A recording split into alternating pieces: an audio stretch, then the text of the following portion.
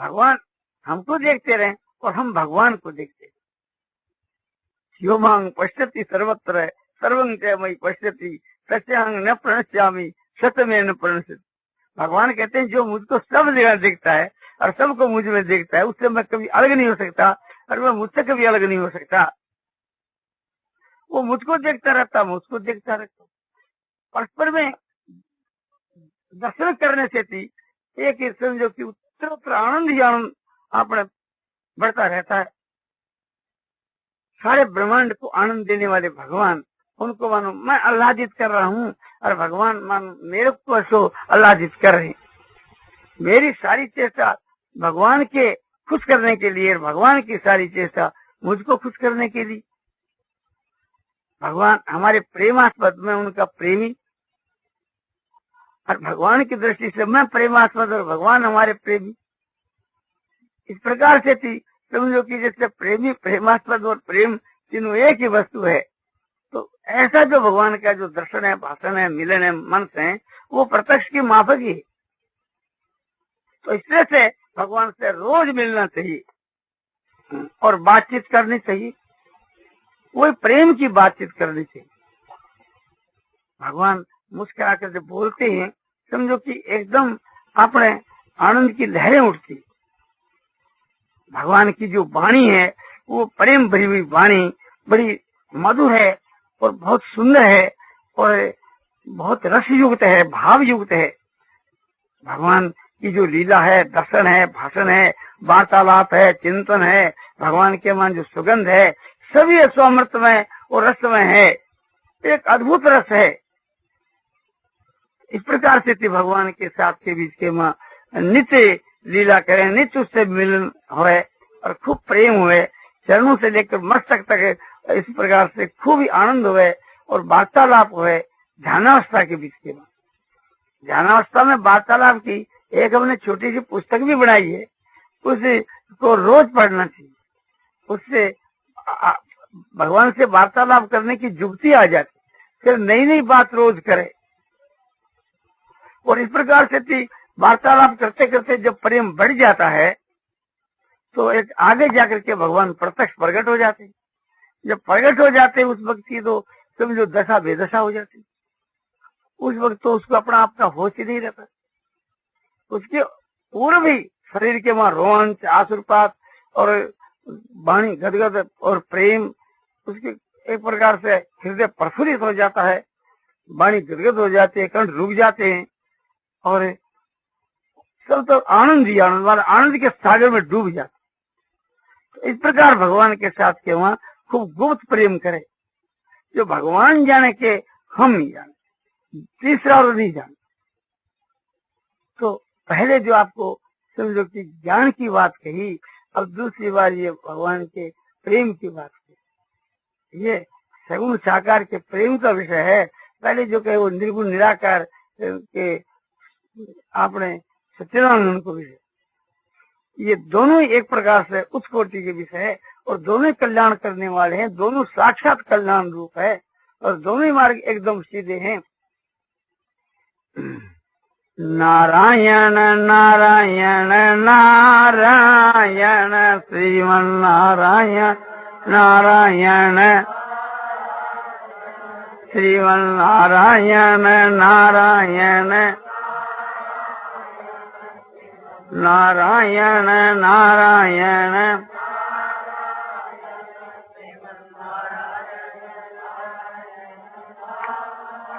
श्यावर रामचंद्र की जय, मोर मुकुट बंसी वाले की जय। भगवान जो है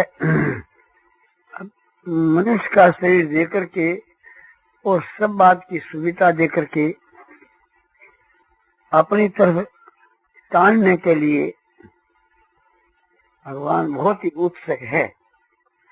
और फिर भी संसार के रस में आसक्त होने के कारण ये जो जीव अपने हित को नहीं सोचता है, यह बहुत ही आश्चर्य की बात है। इसके पास में जो चीज है वो भगवान के लिए अर्पण करने से भगवान की प्राप्ति बहुत शीघ्र हो सके। जो चीज इसके पास नहीं है उसके लिए तो अर्पण करने की कोई बात कही नहीं जा सकती। जो चीज जिसके पास में है, जिसके पास में साधारण चीज है तो उसके लिए उतनी ही लाग है, पर अधिक है तो अधिक लाग है। मालगल जगात है। जैसे अपने पास में स्त्री है, पुत्र है, धन है, रुपया है, मकान है, शरीर है, शरीर के बीच के वहां बल है, बुद्धि है, तेज है, या जो भी कुछ एक प्रकार से योग्यता है, उतनी योग्यता से परमात्मा की प्राप्ति हो सकती है। या नहीं कि किसी दूसरे से कोई अपने उधारी कोई चीज लानी पड़े। कोई के विवाह है लड़की को तो 2,000 रुपया तो अपने पास पूंजी वो लगा देंगे, किंतु लड़के वाले को 4,000 ही देना होगा, नहीं तो वो शादी नहीं करेगा, तो 2,000 रुपया और इकट्ठा करना पड़ेगा। ऐसी बात नहीं है, उससे काम चल जाएगा। तो जिसके पास में जितनी बुद्धि है वो उतनी बुद्धि परमात्मा में लगा देवे तो, और भगवान इससे अधिक की आशा नहीं करते और बात भी नहीं करते। और जिसमें जितनी शक्ति है अपने में वो भगवान के काम में लगा देवे तो भगवान की तरफ से कोई उजरदारी नहीं रहे। मनुष्य जो समझदार तो वह भी आशा नहीं करता। किसी आदमी को एक प्रकार से नौकर रखता है और उसमें जो बुद्धि और जो बल और जो कुछ उसमें शक्ति है वो यदि उसका दुरुपयोग नहीं करता है तो कोई भी समझदार महाजन उससे अधिक की आशा नहीं करता। किंतु जो चीज जिसके पास में है उसमें यदि कमकसपना करता है तो जरूर मालिक आपत्ति करता है। अपन किसी को गुमास्ता रखें और उसमें बुद्धि तो है किंतु मालिक के काम में लगाता नहीं, तो वो एक प्रकार से समझो कि बुद्धि चोर है। मन तो है किंतु मन लगा करके मालिक का काम नहीं करता, तो मालिक को वो बात पसंद नहीं आती। कभी मालिक उस पर खुश नहीं होता। शरीर में बल तो है किंतु हरामी आदमी है, पड़ा रहता है, एक प्रकार से बल का प्रयोग नहीं करता। समय तो हाथ में है किंतु समय को चुराता है, तो समय चोर होने के कारण से मालिक खुश नहीं होता। और जो आदमी अपने पास जितना समय है उसको भी लगा देता है, अपने में जितनी समझ है उसको भी लगा देवे, अपने में जो एक प्रकार से जितनी बुद्धि है, तेज है, बल है, सब लगा दे रहे, तो फिर मालिक कहता भी आदमी तो नेक नामी है, इसके नीयत में बिल्कुल फर्क नहीं है, किंतु बेचारे की योग्यता नहीं है, तो क्या तो वो दया को पाते। तो भगवान भी देख लेते हैं कि इसको जो कुछ तुमने दिया सो तो हाजिर कर दिया, अब बेचारा का उपाय क्या है, इसको तंग करने से होगा क्या, चलो इसको मुक्त। तो भगवान उसको तुरंत मुक्त कर देते हैं। भगवान को क्या मनुष्यों को दया आ जाती है। तो संसार के बीच के वहां जो दंड होता है तो चोरों को ही, जो आपने समझो कि समय का चोर है, बुद्धि का चोर है, मन का चोर है, बल का चोर है, किसी भी प्रकार से वो चीज बचाता है तो उसकी रक्षा मुश्किल है। देखते हैं कि एक प्रकार से जो गईवाल हो जाता है या जो एक प्रकार से समझो कि ईशानी में चला जाता है, सालवेंट छू लेता है और अपना सर्वस्व महाजनों के प्रति अर्पण कर देता है, तो कहता है कि हम लोगों से खटा करके परिश्रम करा करके अपना रुपया आप अदाई कर लो, और जो कुछ हमारे समझो कि पास के वहाँ रुपया है, जेवर है, मकान है, कोई भी चीज हमारे पास में आप देखो, 10 रुपया की भी आप हमारे पास में चीज देखो तो उसको आप दे दो। पहनने के वास्ते, लज्जा की रक्षा के वास्ते वस्त्र तो आप दोगे, रोटी खाने के लिए आप दोगे, नहीं तो एक प्रकार से न तो हम जी सकेंगे न और भविष्य में आपके ऋण से मुक्ति हो सकेंगे। तो कोई भी महाजन समझो कि चाहे क्रूर दृष्टि वाला ही हो तंग नहीं करेगा। वो समझता है कि तंग तभी करता है कि इसके पास में रुपये है, छिपा कर रखता है तभी वो तंग करता है। उसको पूरा विश्वास हो जावे कहते कि आप कि हम सब सर्वस्व अर्पण करते हैं और आप जैसे लिखाना चाहो लिखा लो, जिस प्रकार से आप चाहो कहीं आप हमारी नाम की कोई चीज देख लो, बिना कुछ दखल कर लो। तो दूसरे लोग कहते हैं कि तुम इसको क्यों तंग करता है, तंग करके कैद ही तो कराओगा ना, और क्या करेगा, कैद कराओगा, खाने को देना पड़ेगा, उससे मिलेगा तो कुछ नहीं ना। तो उसके समझ में आ जाते है कि तंग करने से भी हमारा रुपया नहीं आएगा, तो उसको मौका देते कि अच्छा तुम रुपया रोजगार कर, हम तुम्हारे को और मदद करेंगे, तुम अपना खर्च चला करके और बाकी सब एक प्रकार से ऋण के प्रति अपने जमा दे दें। तो उसको भी एक प्रकार से मदद मिल जाती है और महाजन लोग, मनुष्य लोग मदद दे देते हैं अपने उसको ऋण से मुक्त करने के लिए। तो भगवान इसको ऋण से मुक्त करने के वास्ते हर प्रकार से इसको मदद करने के वास्ते तैयार करें, किंतु चोर नहीं होना चाहिए, बदमाश नहीं होना चाहिए। तो जो चोर और जो बदमाश है उसको तो देखो सजा मिलेगी, जिसकी नीयत खराब है उसका दुनिया में कोई उपाय, उसको तो दंड होना ही चाहिए। तो वास्तव के बीच के हम लोगों को अपने नीयत साफ रखनी चाहिए, मन के भीतर का भाव अपना साफ करना चाहिए। किंतु ये बड़ी खराबी हो रही है कि हम लोगों के नीयत के बीच के वहाँ फर्क है। इतना जो विलम्ब हो रहा है उसका कारण यही और दूसरा कोई कारण नहीं है। तो इस वास्ते आप अपनी नीयत साफ कर करके और सब प्रकार से भगवान की हमको शरण होना चाहिए, हम लोगों को शरण होना चाहिए। और भगवान की शरण में कितना मजा है, कितना आनंद है। भगवान की जो शरण हो जाता है सब प्रकार से भगवान उसको अपनाते, सब प्रकार से समझो कि भगवान उसको मदद करते हैं उसको ऋण से मुक्त करने के लिए। इसीलिए यह बात है कि तमेव शरणं गच्छ सर्वभावेन भारत तत्प्रसादात् परां शांतिं स्थानं प्राप्स्यसि शाश्वतम्। अर्जुन तुम उस परमात्मा की शरण जा, सब प्रकार से, मन से, वाणी से, शरीर से, मन तन मन धन सब प्रकार से भगवान की शरण हो जावे। जो कुछ तुम्हारे अधिकार के बीच के मैं खुशी से हंसते हुए मालिक के प्रति समर्पण करना चाहिए। और वो मालिक की चीज, अपने कोई उसके मन समझो कि मालिक के ऊपर कुछ एहसान नहीं है, मालिक की चीज ही मालिक को समर्पण कर, बस मालिक की चीज मालिक के प्रति समर्पण करने के बाद के वहां और उसके उद्धार होने में कोई शंका की बात नहीं है। तो ये सब चीज दी हुई तो भगवान की है तो भगवान ही मालिक है। जैसे ऋणदाता जो है जो कुछ उससे वापिस लेता है तो कुछ 1 का 2 रुपया तो लेता ही नहीं और ब्याज की भी आशा नहीं करता।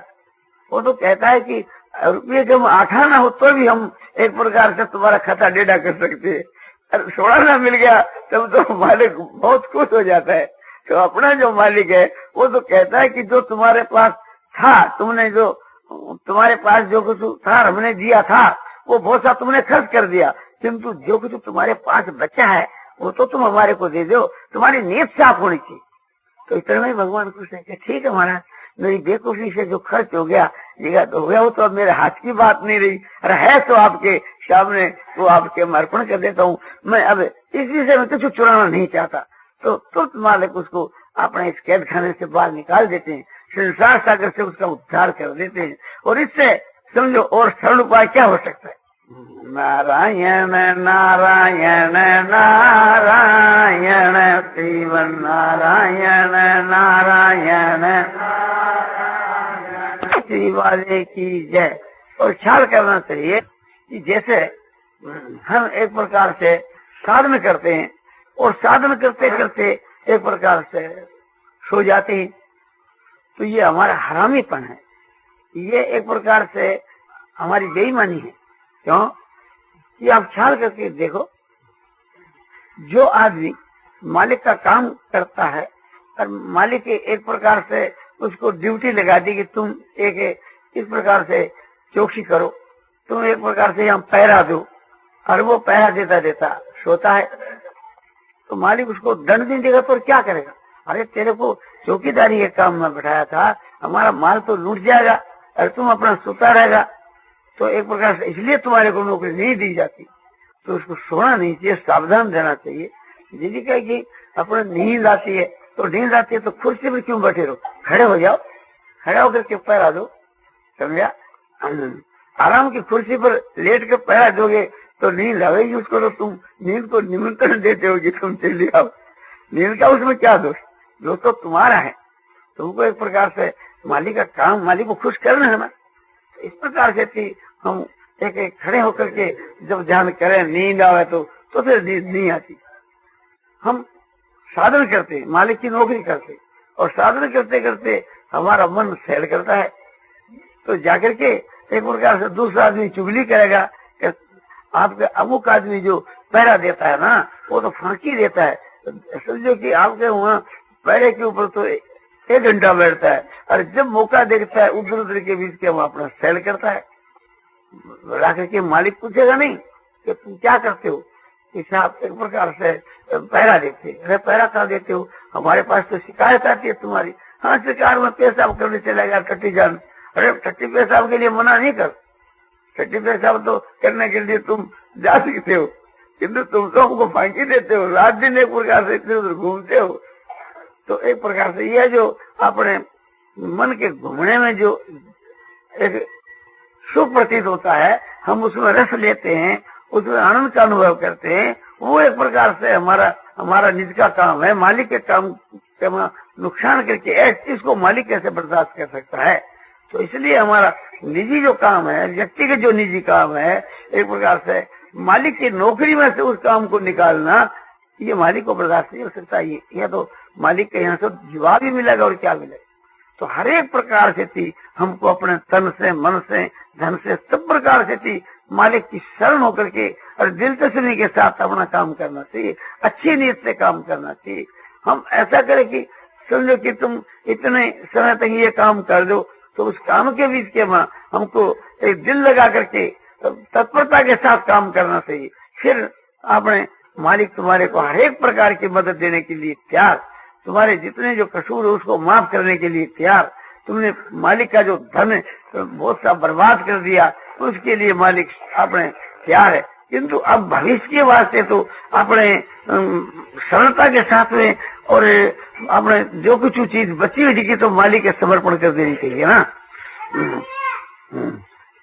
नारायण नारायण नारायण श्रीमन नारायण नारायण नारायण। सियावर रामचंद्र की जय, मोर मोटवंशी वाले की जय। श्रोता पूर्व भगवान की शरण होने का विषय।